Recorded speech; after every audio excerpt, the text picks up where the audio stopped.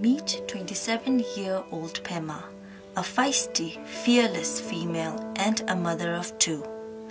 Pema was born in 1990 to a very humble nomadic family in the green valleys of Tibet. As a child, Pema was shy but dreamt big in life. Pema loved eating tsampa. She liked playing with the yaks and sheep in the open meadows under the clear blue sky. Her favorite was the white baby sheep as she had dark brown eyes. Pema would often spend her summers along with the herd of cattle in the tall grasslands, counting all the beautiful flowers until she loses her count, and then she would start again. As a child, Pema had two dreams: to study in one of the world's top universities and to see her Zawe Lama, the beloved root guru, His Holiness the 14th Dalai Lama.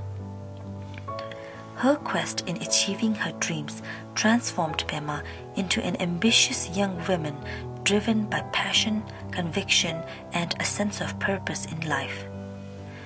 Pema excelled in academia and graduated from a college in Beijing in 2010 with top honors.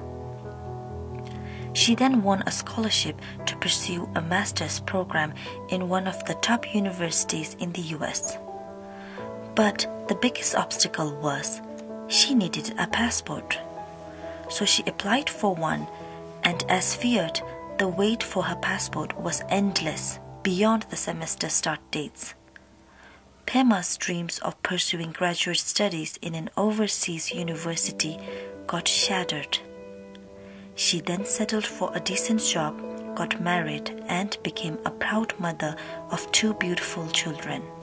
7 years later, in 2017, fortune came knocking on her doors again as Pema heard that the 34th Kala Chakra initiation would be held in Bodh Gaya in India.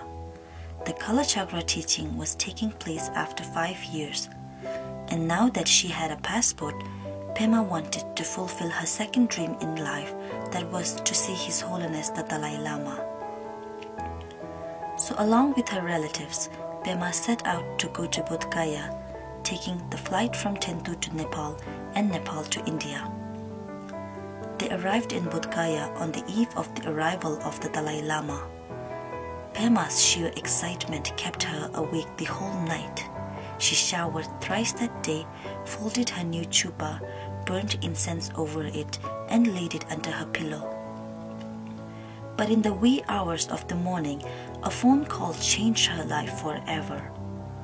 The phone call from her family in Tibet relayed the Chinese authorities' stricture ordering all Tibetan pilgrims home immediately, failing which they and their families will face severe consequences.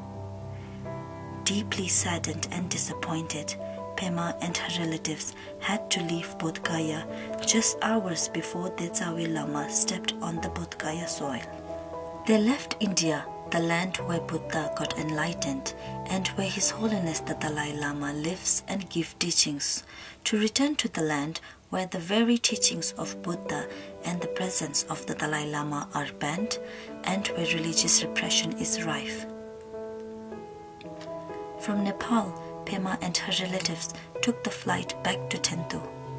At Thentu airport, they were interrogated for hours by authorities.